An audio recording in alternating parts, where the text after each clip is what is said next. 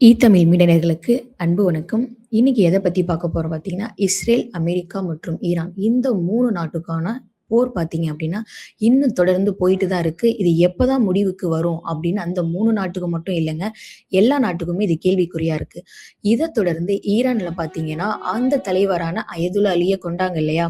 இப்போ ஈரான் என்ன பண்ணியிருக்காங்க அப்படின்னா, அதே மாரி இஸ்ரேல் தலைவரான நெதன்யாவ பார்த்தீங்கன்னா, அவங்கள குறி வச்சு அந்த அலுவலகத்துக்கே குண்டு முழக்கத்த பண்ணியிருக்காங்க. அதுல நெதன்யா அவர்கள் உயிரிழந்ததாகவும், அது மட்டும் இல்லாம பெருமளவுல சேதத்தை ஏற்படுத்திட்டு தான் வந்திருக்கோம் அப்படின்னு ஈரான் தரப்புல இருந்து சொன்னாலும், ஆனா இஸ்ரேல் சைடுல இருந்து எந்த ஒரு செய்தியும் அதிகாரப்பூர்வமா இன்னும் வெளியில வரல. இத தொடர்ந்து நெதன்யா அவர்கள் உயிரோட தான் இருக்காரா? இல்லையா? இல்ல பாதுகாப்பான இடத்துல இருக்காரா? இல்ல இவரு உயிர் இருப்பது தெரிஞ்சுச்சு அப்டின்னா, ஈரான் திரும்பவும் தாக்கத்த ஏற்படுத்தும் அப்டின்னு சொல்லிட்டு அவங்க தலைமறைவா இருக்காங்களா? அப்டின்னும் இன்னும் வெளில வரல. அது மட்டும் இல்லாம ஈரானுக்கு ஒரு சில கண்ட்ரி பார்த்தீங்கன்னா, சப்போர்ட்டா இருக்க போது அப்டிங்கிற மாரியும், அதே மாரி இஸ்ரேல், அமெரிக்காக்கும் ஒரு சில நட்புறவான கண்ட்ரி பார்த்தீங்கன்னா, அவங்களுக்கு ஒரு சப்போர்ட்ட தர மாரியும் சொல்லப்படுது. இப்போ இது இந்த 3 நாட்டுக்கு மட்டும் இல்லாம, பல நாடுகள் ஒன்றிணைந்து வரக்கூடிய போரா மாறக்கூடிய வாய்ப்பு இருக்கு அப்டின்னு தான் சொல்லப்படுது. இதுல எந்தெந்த நாடு யாருக்கு சப்போர்ட் பண்றாங்க அப்படிங்கிறத நம்ம பார்ப்போம் வாங்க. ஈரான் ட்ரோன் படகு மூலம் ஓமன் எண்ணெய் தளர்ப்பு பார்த்தீங்கன்னா, அங்க 21 பேரு கப்பல்ல போயிருக்காங்க. அதுல 16 பேர் மட்டும் இந்தியர்கள். அதுல அந்த எண்ணெய் இன்ஜின்ல இருக்கிற ஒருத்தர் பார்த்தீங்கன்னா, உயிரிழந்திருக்காரு. அவரு யாருன்னு பார்த்தீங்கன்னா, நம்ம இந்தியர் தான்.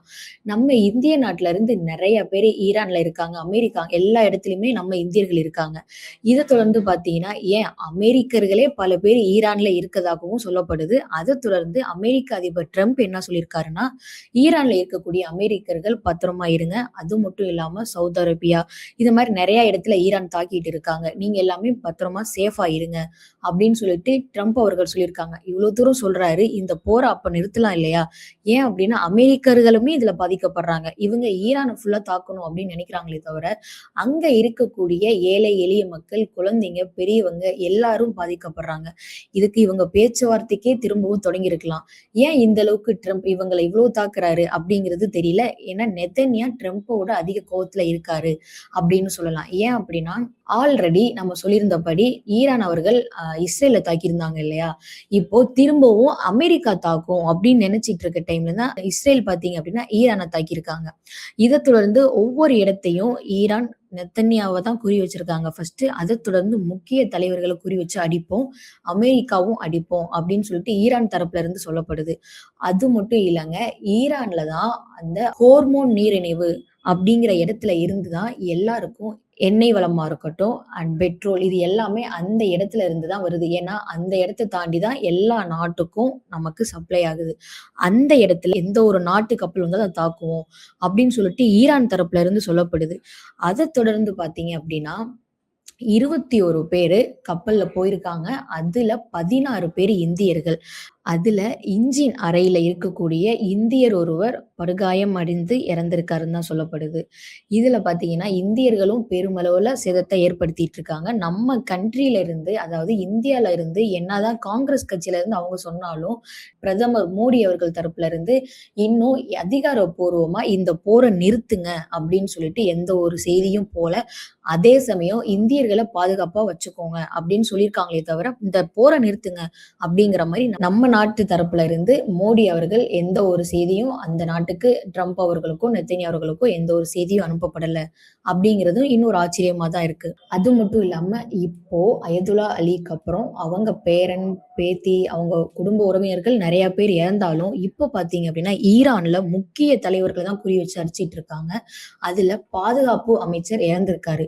அத தொடர்ந்து இப்போ ஈரானுக்கு திரும்பவும் ஒரு பதவியேற்றம் வேணும் அப்படிங்கிற மாரி இந்த சமயத்துல பார்த்தீங்கன்னா, சையத் மஜீத் அப்படிங்கிறவர நியமனம் பண்ணியிருக்காங்க.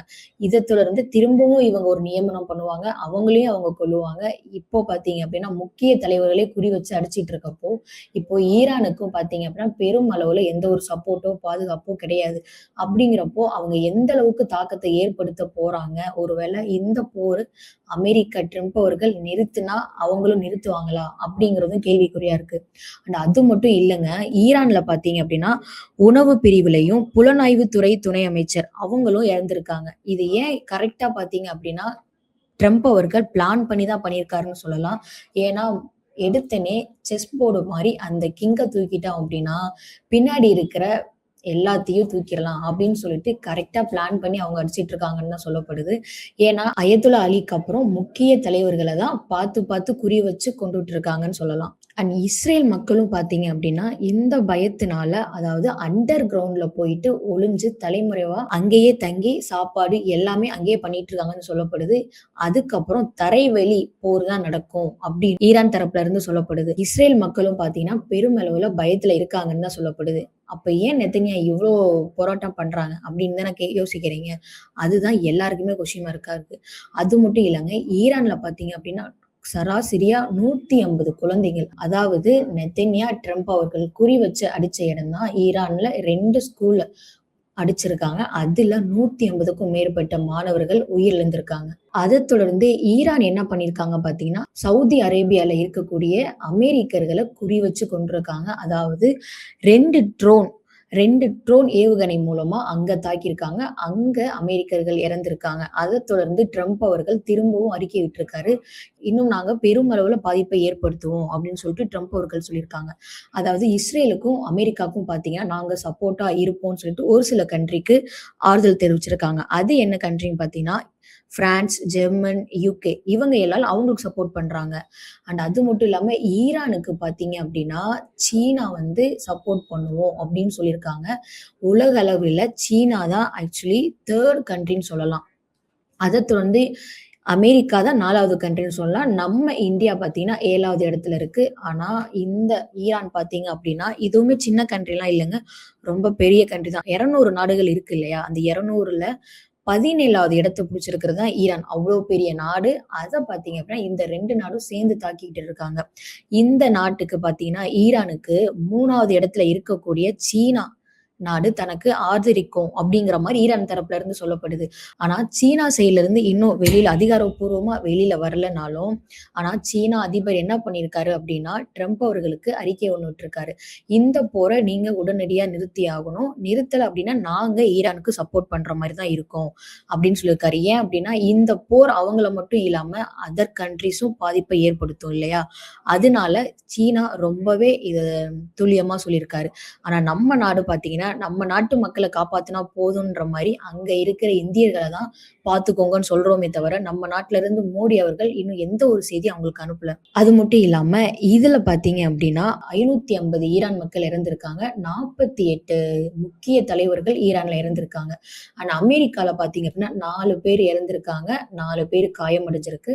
அண்ட் இஸ்ரேல பார்த்தீங்க அப்படின்னா 100 பேருக்கு காயமடைஞ்சிருக்கு. 10 பேர் இறந்திருக்காங்க. இதுல 550 உயிருங்கிறப்போ ரொம்ப சின்ன காரியம்லாம் இல்லங்க. பெரிய விஷயம் அது. அவ்ளோ பேர் இறந்திருக்காங்க அப்படிங்கிறப்போ, அத பார்த்தாவது ட்ரம்ப் அவர்கள் கைவிடுவாரு அப்படின்னு நெனச்சா, அப்பவும் அவர் கைவிடல.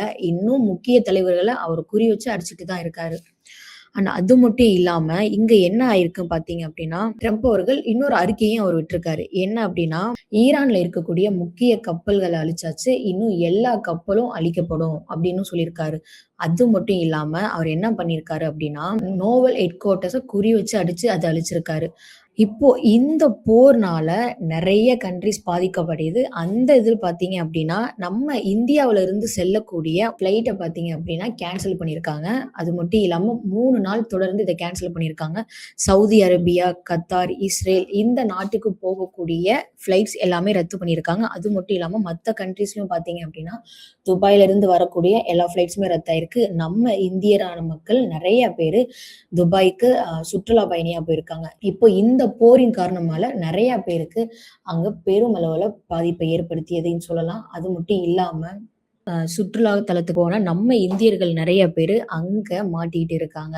அதுக்கு சவுதி அரேபியா என்ன பண்ணியிருக்காங்கன்னு பார்த்தீங்க அப்டின்னா, இங்க துபாய்ல நெறைய இந்தியர்கள் சுற்றுலா தலத்துக்கு போனவங்க மாட்டிக்கிட்டு இருக்காங்க. ஏன் தல அஜித் கூட பார்த்தீங்க அப்டின்னா, அங்க மாட்டிட்டு தான் இருக்காரு. அது மட்டும் இல்லாம, இப்போ அந்த அரசு என்ன பண்ணிருக்கு அப்டின்னா, எங்க நாட்டுக்கு வந்த விருந்தாளிய நாங்க ஏமாத்த மாட்டோம். அதாவது ஃப்ளைட் கேன்சல் ஆனாலும், அத நீங்க எப்போ இந்த போர் முடியுதோ, நீங்க திரும்ப பயணம் செஞ்சுக்கலாம். அது மட்டும் இல்லாம நீங்க எங்க தங்கியிருக்கீங்களோ அந்த தங்கும் விடுதிக்கான செலவ எங்க நாடே பார்த்துக்கிறோம். உணவுக்கான செலவையும் நீங்க செலுத்த வேணாம் அப்படின்னு சொல்லிட்டு அங்க பண்ணியிருக்காங்க. இது நெறைய துபாய்ல பார்த்தீங்கன்னா, ஆல்ரெடி கொரோனா லாக்டவுன் டைம்லயே பார்த்தீங்கன்னா, இதே சலுகைய அளிச்சிருந்தாங்க. இப்பவும் அத குடுத்துருக்காங்க. அப்படிங்கிறப்போ மக்களுக்கு பெருமளவுல உதவியா தான் இருக்கு. இந்த நாடு எப்போதான் இந்த போர நிறுத்தும்? அது மட்டும் இல்லாம சீனா கண்ட்ரி வந்து ஈரானுக்கு சப்போர்ட் பண்ணுமா? ஒருவேள உலகத்திலேயே 3வது இடத்துல இருக்கக்கூடிய சீனா கண்ட்ரி பார்த்தீங்கன்னா, ஈரானுக்கு சப்போர்ட் பண்ணுச்சு அப்படின்னா, இன்னும் அமெரிக்காக்கும் சரி அண்ட் இஸ்ரேலுக்கும் சரி ஒரு சில கண்ட்ரி ஆதரவு அளிக்க போறோம் அப்படின்ற மாரி சொல்றாங்க. அண்ட் அதிகாரப்பூர்வமா 2 தரப்புல இருந்தும் யார் யாருக்கு உதவ போறாங்க அப்படின்னு வெளியில வரலனாலும், இதுல பார்த்தீங்க அப்படின்னா பெருமளவுல எல்லா கண்ட்ரியுமே பாதிக்கடின்னு தான் சொல்லுவோம்.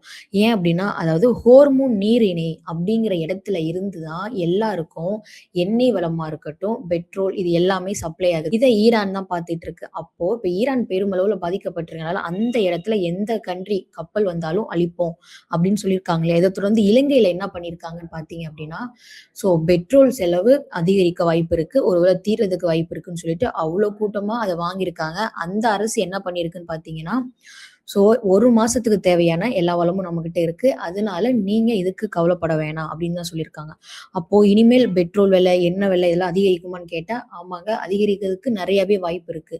ஏன்னா ஈரான் பார்த்தீங்க அப்படின்னா, இந்த அளவுக்கு பாதிப்பு அடைஞ்சிருக்காங்க இல்லையா? அவங்க எதுல கை வைக்க முடியுமோ, அதுல தான் கை வைப்பாங்க இல்லையா? அண்ட் அத தொடர்ந்து இது ஒரு வேள முடிவுக்கு வருமான்னு கேட்டா, இன்னும் 2 வாரத்துக்கு கூட இது தொடரும் அப்படின்னு சொல்லிட்டு ட்ரம்ப் அவர்கள் சொல்லியிருக்காங்க. அண்ட் ஈரான்ல இப்ப முக்கிய தலைவர்கள் போயிட்டாங்க. ஏன் அங்க அதிபரே இறந்துட்டாரு. இப்போ அங்க இருக்கிற சிப்பாய்கள் மாரி இருக்கக்கூடிய சிப்பாய்கள் மாரியும் சொல்லலனாலும், அண்ட் அதுதான் உண்மையும் கூட. தலைவரே இல்லனாலும் ஒரு சில தலைவர்கள வச்சு எப்படி ஈரான் வந்து அவங்கள தாக்க போறாங்க அப்படிங்கிறது தெரியல. ஒருவேள ஈரான் வந்து எந்த ஒரு சூழ்நிலையும் தன்னை எதிர்த்து நிக்கக்கூடாது, எதிர்த்து பேசக்கூடாது, தான் சொல்றத கேட்கணும் அப்படிங்கிற பயத்துக்கு வந்தா தான் ட்ரம்ப் அவர்கள் இந்த போர கைவிடுவாரு அப்படின்னு நான் நினைக்கிறேன். நீங்க இத பத்தி இன்னும் நெறைய தெரிஞ்சுக்கணும்னு நினைச்சீங்க அப்படின்னா, நம்ம தமிழ் மீடியாவ சப்ஸ்கிரைப் பண்ணுங்க. தொடர்ந்து பேசுவோம்.